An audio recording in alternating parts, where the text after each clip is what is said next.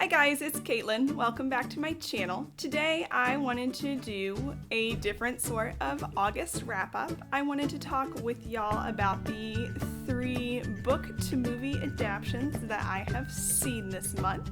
I know it's not quite the end of August yet, but I think I am all movied out. Plus, I don't think there are any additional book-to-movie adaptations coming out the rest of this month, so I figured now is as good a time of any to go ahead and film this. I'm going to start off with the first movie I saw this month, which was the Miseducation of Cameron Post.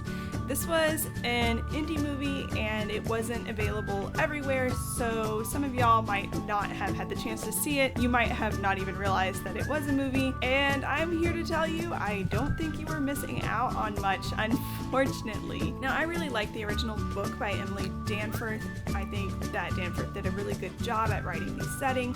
It's set in the 90s, so there's a very retro vibe to it, and it's set in this small town where a lot of the people are homophobic, and Cameron, the main character, really grows up with the weight of this on her. As a younger child, I think she was about 8, she was experimenting as children do with kissing her best friend, and at one point in the story, around that time, her parents die in a car accident, and even though they never even knew that that was happening, Cameron carries this guilt where she feels that she inadvertently caused their death due to her being a lesbian, and it continues to follow her as her grandma and her Aunt Ruth come into the picture to raise her through some additional love interests, including a girl from her swim team who is out and proud. She lives in a different city. Her and Cameron become involved even though Cameron's still in the closet, and then finally Cameron falls in love with her best friend, who does seem to reciprocate those feelings.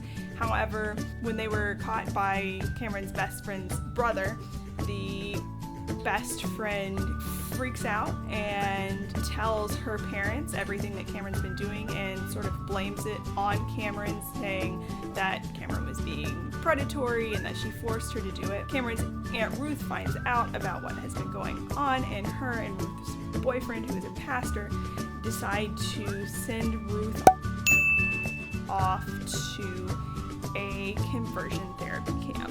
There's, I think, about 10 or 15 people attending the camp. It's really a range of people who are there. There are some people who are really feel that they need to fix themselves, as well as some people who are doing their best to kind of withstand the system. And it's a very touching story. They do eventually escape the camp after a tragedy that occurs there, and the ending is sort of vague. They have this idea.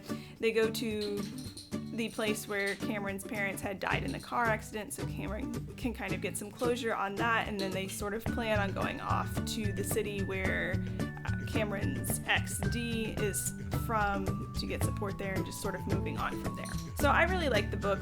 The prose is great. Like I said, Emily Danforth did a great job writing the setting. I really like a lot of the themes that the book explores, but the movie did not so great a job at replicating all of that. And I'm going to start off with the largest problem I had with the movie, which was that it cut out half the book.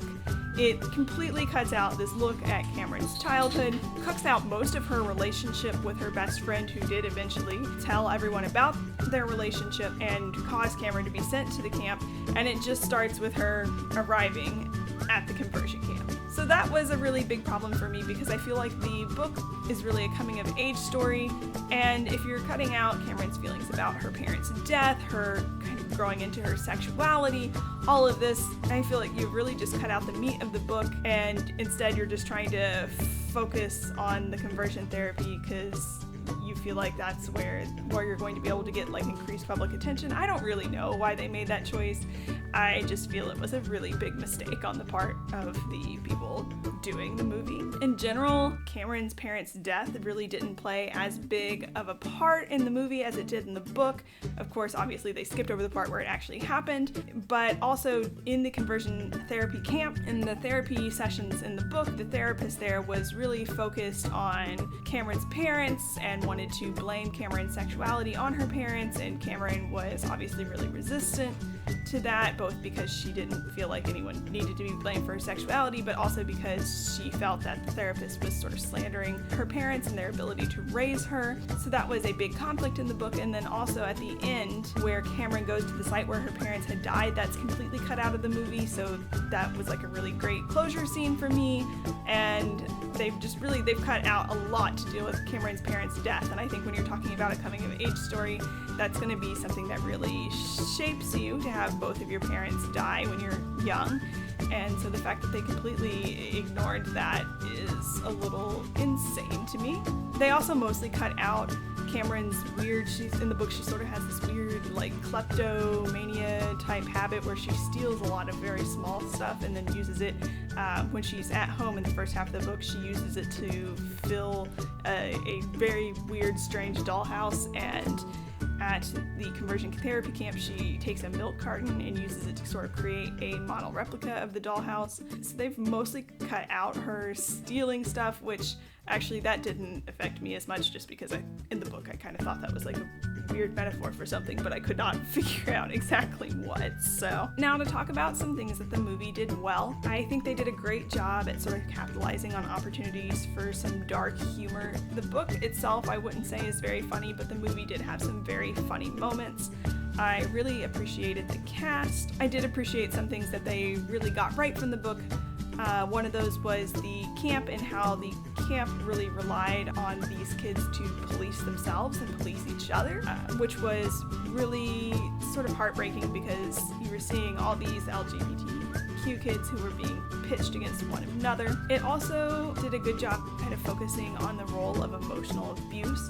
There are some reviews or comments out there on the book that complain because they are like, oh, you make this conversion therapy camp seem like it's really not that bad of a place, and I don't understand why you did that. And I think that those reviews and comments are really sort of missing the big point of the book, which is that this camp is sort of a wolf in sheep's clothing. Like, yes, they're not out there using electroshock therapy on these gay kids, but they are hurting them still in a really terrible way, even though these people that are running the camp are superficially fairly kind towards the kids, and even though everyone really thinks they've got their best interests in heart and they're not out there physically abusing the kids, the emotional abuse that's happening in this camp is really taking a toll on all of them. And I feel like that translated very well from the book to the movie. I think they did a good job of that. The final thing that I want to mention, it's been a while since I read the book, so I can't remember if this happened specifically in the text of the book or if it was just reference, but one of Cameron's friends is a Native American who identifies as Two-Spirit, and he has at the beginning of the movie like longer hair, and throughout the first part of the movie one of the therapists is always snapping at him to keep his hair out of his face, or she'll shave it. And then finally Cameron comes back to the camp one day to see him on the porch while the therapist is shaving his head down to a buzz cut, and I honestly cried during the movie. It was a very powerful depiction. It really showed how homophobia and gender essentialism in Western culture really ties in with racism as well, and I just found it to be a moment that was really filled with despair and just very, very powerful and very moving. And also the movie did I don't want to like a great job with that scene, but I'm sure it evoked the emotions that they were going for. So overall, for the Miseducation of Cameron Post, I've said that the book for me was a 5-star book. The movie was not so great for me. As a book to movie adaptation, I'd say it was 2 stars out of 5, and as just sort of a standalone movie, you're not really thinking about the book and how it differs, I'd say it's maybe a 3-star. It was just not what I was really looking for when I went into it, and I'm really sad because I had really high hopes for that movie, and I just don't think they did it justice, honestly. So the second movie that I watched this month, that I'm sure many of you watched as well, was the Netflix release of To All the Boys I've Loved Before. This book was probably about a 4.5 star for me. I thought it was really cute. It's impossible not to love Peter and Laura Jean, and I think the movie really did do great at taking the book and making it into a rom-com. The movie was hilarious. I mean, the book did have some funny parts in it, but the movie really capitalized on all of that. It was really funny throughout, and I appreciated that. I think that's a very important thing to have in a rom-com. Kitty was fabulous. Her actress was great. Her role in the movie was great. I think they probably wrote her in some lines that were not in the book originally, but I really just loved everything about how she was played.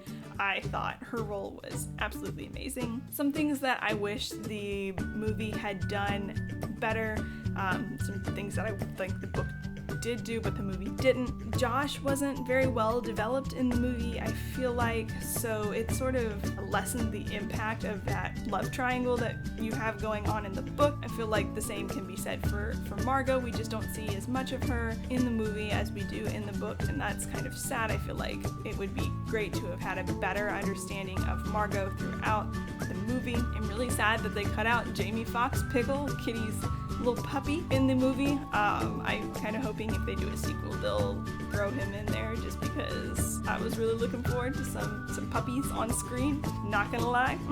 I will say both the book and the movie did a really good job of making Lara Jean such a relatable character. I think that she is representative of a lot of today's introverts.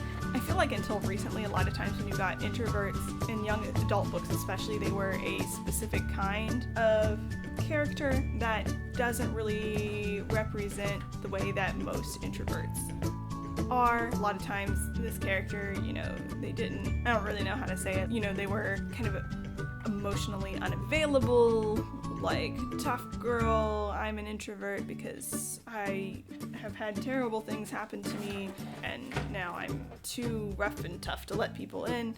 And Lara Jean fits that to an extent in that, I do feel that her mother's death contributed to her issue with admitting that she was falling for Peter and her issue with being in love in general. Magnolia! But I do feel like Lara Jean was, even through all of that, I wouldn't call her emotionally unavailable or anything like that. I do think she cared a lot and did, to an extent, sort of wear her heart on her sleeve, and I really like to see that in a character. It's nice to sort of see like a marshmallow introvert. I feel like a lot of introverted people will identify more with a Lara Jean type character than with some other introverts that tend to be in YA fiction. So like I said at the beginning of this, To All the Boys I Loved Before, the book was a 4.5 book for me. The book to movie adaptation was probably about a 4 for me. There were some things that I really wish had made it into the movie that I would have liked to have seen, but the movie as a standalone was really great, so I would say that's a 4.75 star movie for me as a standalone. So the final book to movie adaptation that I watched this month was Crazy Rich Asians. I read this book a few months ago. It was an okay book for me. I enjoyed reading it. I did have some issues following all the storylines that were going on. The book itself was just a little extra sometimes. How many times do we really need to hear about Kitty's nipples, honestly? But that being said, I freaking loved this movie. This has got to be my favorite rom-com of the year. It was amazing, and if any of y'all have not gone out to see it yet, I highly recommend that you go out as soon as possible and watch it, because damn, it was great.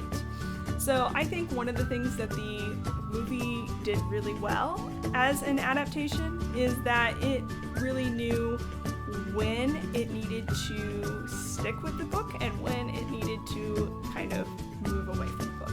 So like I said, I feel like the book had a lot more storylines going on that were, and all of that was really streamlined in the movie, which was great. It made it much easier to watch than I think if they had tried to include all of that. It really, I think, had a better focus on Rachel and her relationship with Nick, which is really essential in a rom-com. I think it was a lot funnier than the book was. It seems to have been sort of a theme for me throughout all 3 of these movies I've watched, so maybe I just don't pick up on book humor as well as I do movie humor. Maybe I'm a little slow when it comes to book humor, but I feel like hilarity was there in the movie that wasn't in the book, and that made the story a lot more, I think, palatable for me. Rachel was so likable in the movie. I liked her in the book as well, but I feel like the movie took her to a whole new level of relatable, which I really appreciated. Her character was great. The actress was amazing. I really kind of liked the focus on Rachel as a game player throughout the movie. So it made her, even though she was, genuinely a good person who was really interested in connecting with Nick's family for him and making sure that no matter what happened, he would be happy. She also sort of did have this cunning side, and that's sort of shown at the beginning with the poker game, and then sort of again with the scene where they're talking about Nick's mom wanting to play a game of chicken, and then to the end with the mahjong. I don't know if I'm pronouncing that right, so sorry if I'm not. The mahjong scene, honestly, it was really great. The movie altogether, I loved it. You should all go see it. It was amazing. That's the best that I can say. Also, the costuming department. I loved all the clothing in that movie. It was beautiful. If I had any critiques for the movie adaptation, it would be that Peaklin, Rachel's friend in Singapore, her family, I liked the way they did her mom, but like her dad and her brother, the depiction of them, it was really weird. I think they were trying for funny, but a lot of times it sort of fell a little flat for me, so I wasn't as big of a fan of that. Crazy Rich Asians, the book for me was a 3-star book. I liked it, but it wasn't a favorite of mine for this year. As a book to movie adaptation, I'd say 5 stars. They knew when they needed to change things, and they did a very good job of doing it. And as a standalone movie, 5 out of 5 stars, 10 out of 5 stars. It was amazing. I loved it. It was just great. I cannot recommend it enough. Thanks for watching. If you have any book to movie adaptations that you really love or really hate, or if you have strong opinions on any of the 3 that I talked about in this video today, please feel free to let me know in the comment box below. It was great talking with y'all again, and I'll see you soon. Bye! Magnolia, what are you doing? Some of the things that they did get right from the book, sort of this reliance. Oh my goodness! Kittens! Magnolia, don't play with that right now. Oh no! Oh no! What are you doing? Do you want to say hello to the internet?